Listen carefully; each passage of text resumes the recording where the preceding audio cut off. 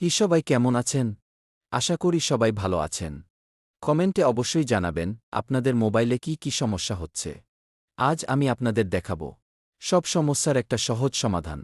মাত্র মোবাইলের ওয়ানটা সেটিংস অন করলেই অনেক সমস্যার সমাধান পাওয়া যায়।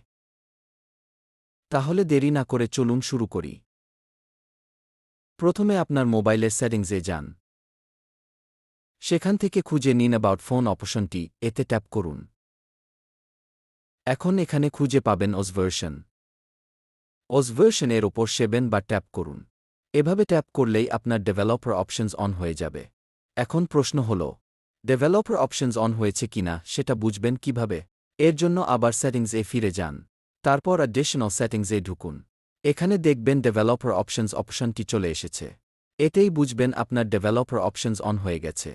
আজকের ভিডিওতে এতটুকুই। পরের ভিডিওতে আমরা ডেভেলপার অপশনসের ভেতরের গুরুত্বপূর্ণ সব সেটিংস বিস্তারিতভাবে দেখব। সবাই ভালো থাকবেন, সুস্থ থাকবেন। ভিডিওটা যদি কাজে লাগে তাহলে অবশ্যই একটা লাইক দিয়ে পাশে থাকবেন। ধন্যবাদ।